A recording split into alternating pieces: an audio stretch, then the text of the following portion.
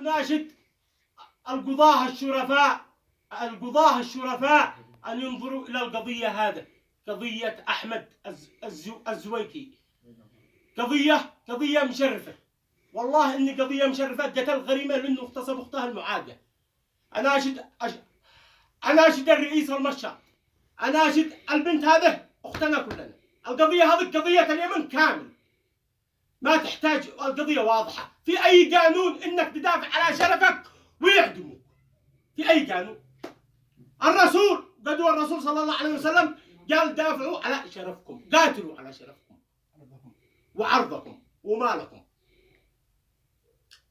أناشد جميع الشرفاء اليمن كامل أن توقف مع الناس هذا ومع الأسرة هذا في أسرع وقت. وحكم الإعدام هذا، القاضي اللي حكم بإعدام، هل ترضي يا قاضي إنهم يغتصبوا أختك؟ هل ترضي يا قاضي إنهم يغتصبوا بنتك؟ هل أنت راضي؟ جاوبني. أنا ايش أجاوبك؟ أنا لا تجاوبش. إذا كان موقفك في موقف أحمد فأنت تقتله وتقطع قطع. إذا كان موقفك يا قاضي الذي حكمت بإعدام فأنت تقطع قطاع، ما تراعيش وتقتل رماية، قطع.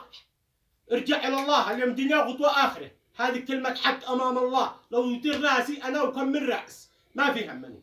كلمة الحق أقولها. ما في حد يوقف معاهم، ما في حد يوقف معاهم. ارجعوا إلى الله. أين حسكم؟ أين الناس الذي قاموا مع صاحب البلس؟ قوموا مع هذا الأسرة، هذا الذي يعدموه وهو دافع على شرفه.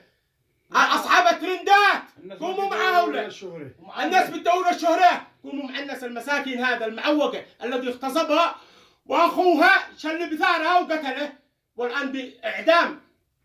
هذا نال جزائه طبعا. الذي مات هذا ابن المعدم تخرج نال جزائه. إذا عدموا ذي الولد ما عاد أحد. إذا عدموا هذا الولد، إذا عدمتوا هذا الولد، أقسم بالله ما احنا يمنيين ورب البيت، ما احنا يمنيين ولا احنا رجال.